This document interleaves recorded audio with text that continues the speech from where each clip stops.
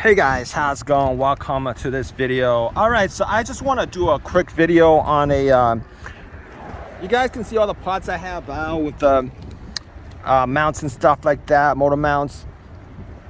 So I just want to do a quick video on this issue I've been having with this Infiniti QX60. It's a slight misfire, and when I bought the car, I could feel the slight misfire. It didn't actually drop a code. It didn't drop any codes actually. Up until the weather got real warm, about 80 degrees, then I started having codes show up. But when I bought this was in the winter time. It was a slight misfire.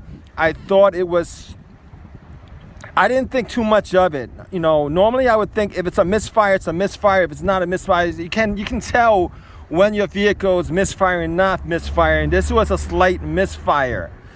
So I changed out the spark plugs at least 3 or 4 sets. I've changed out the coils at least 3 or 4 sets. Some OEM sets, non-OEM sets, etc., etc. I've changed out the camshaft position sensor. I believe it's the crankshaft, the camshaft position sensor. I've swapped those out. Some people say they're pretty sensitive. Couldn't figure out the problem is. I'm hoping that this is the issue. All right, I'm hoping that there's a vacuum leak here. I'll tell you what the symptoms are. It jumps. It'll say there's it'll say there's a random misfire, and then it'll jump from 3 to 4 to 1.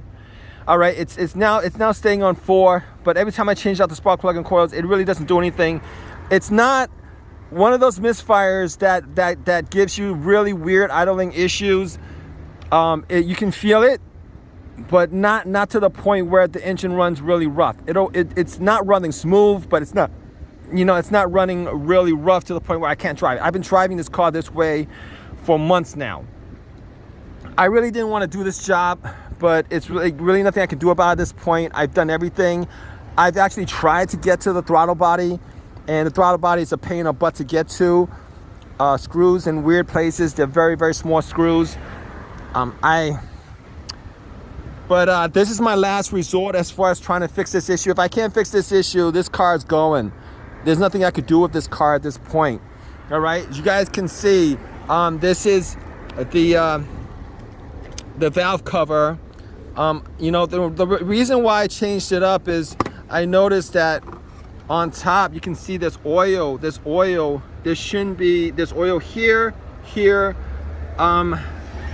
This is the second cylinder. The second cylinder seems to be pretty dry. The first one, it's jumping from 1 to 3 to 4. I'm crossing my fingers, hoping that this is the fix for it, because I don't like driving this car this way. It's a pain in the butt. I don't like driving my cars with issues, to be honest with you.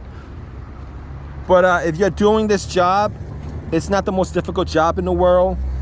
I got a jack to make sure the engine is, you gotta make sure, because the motor mount you're taking off. The jack, I got a wood block just to make on the oil pan. So we're gonna put this back together, and we're gonna see whether it changes anything. I'm not the only person who has issues. These are rubber gaskets with a plastic, and it's not, you know what, the plastic valve cover is not the issue. There's no cracks in the valve cover. It's pretty good. This car does have like 125, well, when I bought it was 125,000 miles on it. So it had issues of 125,000 miles, but I'm pretty sure it's probably the gaskets that's covering the spark plug wells. So we're gonna do that. Like if you're waiting to see where there's a fix for it, maybe I'll put the fix at the end if it's fixed or not. If not, I don't know what else to say. I would get to the throttle body, but it just seems like this is probably the most obvious thing to do. So we'll see.